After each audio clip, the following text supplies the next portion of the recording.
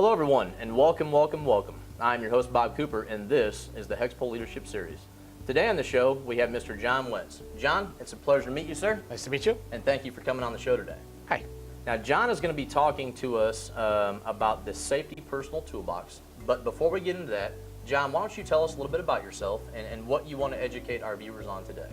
My name is Jon Wentz, and I'm the safety manager at Gold Key Processing, a HEXPOL Corporation. And today I'm going to talk about, from the safety perspective, what I call a personal toolbox. That is those things that you take with you all the day, that you use every single day, and they're always with you, and they help you to make good, safe decisions. So, Jon, what exactly is a safety personal toolbox? Your safety personal toolbox is your hands, your feet, and your senses.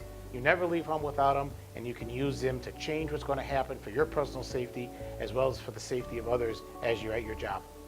So when I talk about that, what I mean is every day we make decisions. We wake up in the morning, if we smell smoke, we might respond to that. So that's a sense telling us what to do. That's in your toolbox. What I'd like to talk about today is called the safety timeout. Your opportunity to use the timeout to change what's going to happen in the next few seconds. You can see something coming and you can change the outcome of what's going to happen. So, Jon, can you give us a few examples of this safety personal toolbox to help educate our viewers on some real-life stories or real-life situations that have occurred? So one of the things I always like to relate it to is football. We all understand the word timeout in football. When we talk about football, we see people use timeouts. We all know games have been won or lost based on the use of their clock management and their timeout. In the business world, we use it just like the quarterback does. The quarterback goes in the huddle, comes up to the line, he looks out, he sees something's wrong, he realizes that they've called the wrong play, that he's going to be possibly tackled and something's going to happen. So he looks up and he takes a timeout. He's able to stop what's going to happen, and in the next few minutes he stops. Then they can regroup and they can evaluate and figure out what to do. It works the same in the business world. If I go out there and I see, for example, a mop bucket in the middle of the floor, and I stop and we move the bucket, we just protected the next guy from tripping over that bucket. And everything we do, we see, we have the opportunity to change what's going to happen. Another good example is if you see like a broomstick laying across a stairway. If you walk past it, the next guy trips. So we take a timeout, we pick up the stick, we review the situation, and we've changed the outcome of what could happen. The other thing is, in a plant, in a big environment, it can be very loud. And we all know what this means. This means timeout. So we see it. I could see that across the room. We had a great example. I was in a plant, and we watched the truck driver coming towards us, and we could see that he was going to hit the building. And one of the guys did the timeout signal, and he stopped. So by using that signal, we were far away, we were able to see him, he stopped, and we prevented the accident from happening. Those are great tools that you have. They're in your pocket all the time. You just have to know when to take the minute to apply it and to use it to stop what's going to happen.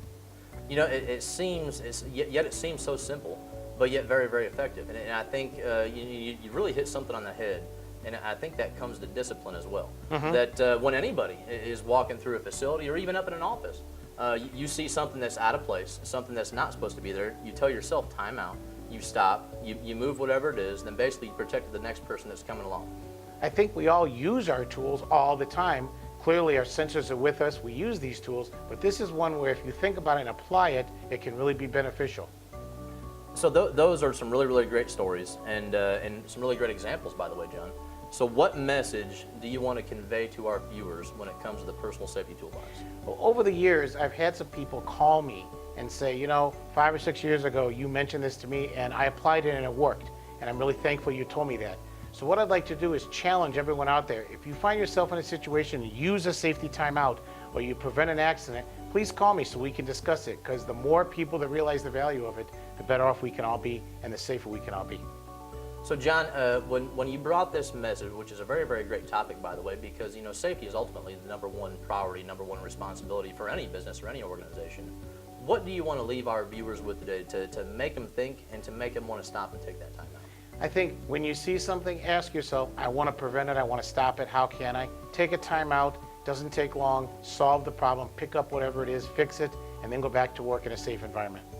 Jon, I think, like I said, you brought a really, really great topic to the table today, and we truly appreciate you coming on the show today to talk about the safety personal toolbox and how we as individuals can help protect ourselves and others as well.